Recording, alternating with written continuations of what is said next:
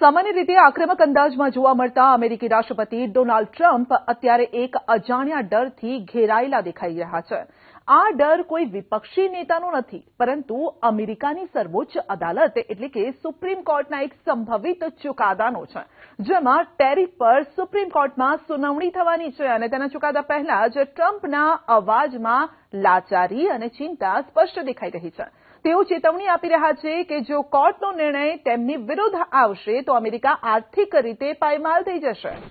અમેરિકી રાષ્ટ્રપતિ તરીકે ટ્રમ્પ હંમેશા કડક નિર્ણયો લેવા માટે જાણીતા છે, પરંતુ અત્યારે તેઓ જાણે કે આજીજી કરી રહ્યા હોય તેમ બરબાદીના રોદડા રડી રહ્યા છે અને સોમવારે તેમણે અત્યંત ગંભીર સૂરમાં કહ્યું છે કે જો સુપ્રીમ કોર્ટ તેમના વહીવટીતંત્રની ટેરિફ નીતિને રદબાતલ કરશે તો અમેરિકાને $1 ટ્રિલિયન નુકસાન વેઠવું પડી શકે છે.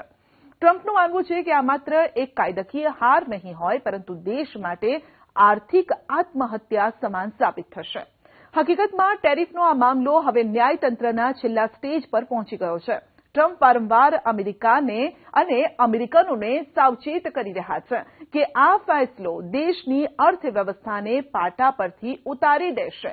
જ્યારે કે સુપ્રીમ કોર્ટ આ અંગે પોતાનો મત જાહેર કરશે ત્યારે તે માત્ર ટ્રમ્પનો ભવિષ્ય જ નહીં, પરંતુ સમગ્ર વિશ્વના વ્યાપારિક સમીકરણો પણ નક્કી કરશે. અને જો ટ્રમ્પ જીતી જશે તો વિશ્વના ઘણા દેશો માટે આર્થિક મુશ્કેલીઓ વધવાની છે, પરંતુ જો તેઓ હારી જાય તો તેમની સરકારે પોતાની આર્થિક નીતિઓનો પાયો ફરીથી ખોદવો પડશે.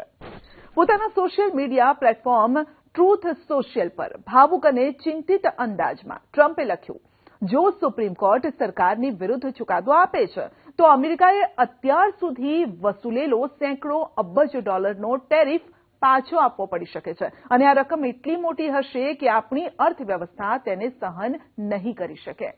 ટ્રમ્પે વધુમાં ઉમેર્યું છે કે જે દેશો અને કંપનીઓએ ટેરિફથી બચવા માટે અમેરિકામાં ફેક્ટરીઓ અને પ્લાન્ટ્સમાં મોટું રોકાણ કર્યું છે તેઓ પણ પોતાના પૈસાની માંગણી કરશે. ટ્રમ્પના મતે આ બધું મળીને નુકસાનનો આંકડો $1 ટ્રિલિયન સુધી પહોંચી જશે, જે દેશ માટે ચૂકવવો લગભગ અશક્ય બની જશે. ટ્રમ્પ દલીલ કરી રહ્યા છે કે આ ટેરિફ માત્ર ટેક્સ નથી, પરંતુ નેશનલ સિક્યુરિટી બોનાન્ઝા છે. તેમણે ચેતવણી આપી છે કે જો કોઈ વ્યક્તિ એવું કહેતું હોય કે આ રકમ પાછી આપવાનું કામ સરળ હશે તો તે વ્યક્તિ કાં તો ગેરસમજમાં છે અથવા જૂઠું બોલે છે. કોને કેટલા અને ક્યારે પૈસા આપવા તે નક્કી કરવામાં જ વર્ષો નીકળી જશે અને ત્યાં સુધીમાં અમેરિકાની આર્થિક તાકાત ક્ષીણ થઈ ગઈ હશે. સુપ્રીમ કોર્ટ અત્યારે આ વાત પર વિચાર કરી રહી છે કે શું ટ્રમ્પ વહીવટી તંત્રે international Emergency Economic Powers act એટલે કે IEEPA હેઠળ પોતાની કટોકટીની સત્તાઓનો ઉપયોગ કરીને આટલા વ્યાપક ટેરિફ લાદવા જોઈએ કે નહીં. મુખ્ય સવાલ એ છે કે જો આ સત્તાઓનો દુરુપયોગ થયો હોય તો શું આયાતકારોને તેમના પૈસા પાછા મળવા જોઈએ? પહેલા સમજીએ કે શું છે IEEPA કાયદો, જેને ટ્રમ્પને સુપર પાવર આપ્યો છે. IEEPA એટલે કે International Emergency Economic Powers Act 1977માં બનેલો એક અમેરિકન કાયદો છે. સરળ શબ્દોમાં કહીએ તો આ રાષ્ટ્રપતિના હાથમાં રહેલું એક એવું આર્થિક સુદર્શન ચક્ર છે જેનો ઉપયોગ તેઓ ત્યારે કરી શકે છે જ્યારે તેમને લાગે છે કે અમેરિકાની રાષ્ટ્રીય સુરક્ષા, વિદેશ નીતિ કે અર્થતંત્ર પર કોઈ મોટું સંકટ આવ્યું છે. હવે જાણો કે આ કાયદા અંતર્ગત જો ટ્રમ્પની જીત થશે, ભારત પર આની શું અસર થશે?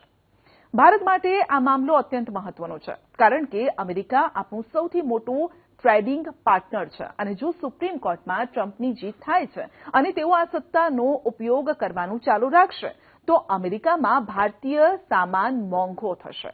IT અને ફાર્મા સેક્ટર પર દબાણ વધશે.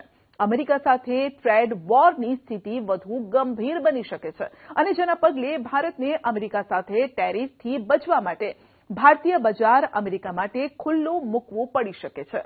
હવે આ સમગ્ર મામલે ટ્રમ્પની દલીલ છે કે જ્યારે અમેરિકા ચમકે છે ત્યારે દુનિયા ચમકે છે, પરંતુ જો કોર્ટ દેશની વિરુદ્ધ જશે તો બધું જ અંધકારમય બની જશે. હવે આપણે જાણીએ કે જો સુપ્રીમ કોર્ટ વિરુદ્ધમાં ફેસલો આપે તો શું થઈ શકે. સૌપ્રથમ અમેરિકા પર ભારે રિફંડનો બોજ આવશે, એટલે કે અમેરિકાએ સેંકડો અબજ ડોલર આયાતકારોને ભારે રિફંડ પરત આપવું પડશે અને જેનાથી સરકારની આવકનો મોટો સ્ત્રોત જતો રહેશે અને જેનાથી અમેરિકાનું બજેટ ખોરવાઈ જશે, જેની સીધી અસર અમેરિકાનું દેવું વધારશે. અમેરિકા ફર્સ્ટની નીતિને મોટો ફટકો, જેનાથી ટ્રમ્પની સૌથી મોટી આર્થિક નીતિ અને તેમની છબીને કાયમી નુકસાન થશે. આ સાથે જ અન્ય દેશો સાથે ચાલી રહેલી વ્યાપારિક મંત્રણાઓમાં અમેરિકાનો પક્ષ નબળો પડશે. આમ રાષ્ટ્રપતિની ઇમરજન્સી પાવર્સ પર કાયમી બંધારણીય અંકુશ આવી જશે. ટ્રમ્પ માટે આ માત્ર કાયદાકીય લડાઈ નથી, પરંતુ તેમના રાજકીય અસ્તિત્વ અને આર્થિક વિઝનની કસોટી પણ છે. હવે આખી દુનિયાની નજર સુપ્રીમ કોર્ટના એ હથોડા પર છે, જે અમેરિકાના આર્થિક ભવિષ્યનો રસ્તો નક્કી કરશે. તો આ મામલે ભારત અત્યારે વેટ એન્ડ વોચની સ્થિતિમાં છે. જો સુપ્રીમ કોર્ટ ટ્રમ્પની સત્તા પર અંકુશ લગાવે છે, તો ભારત જેવા અન્ય દેશો માટે રાહતના સમાચાર હશે. પરંતુ જો ટ્રમ્પ જીતી જશે, તો ભારતે અમેરિકા સાથે નવી રીતે બાર્ગેનિંગ કરવા માટે તૈયાર રહેવું પડશે.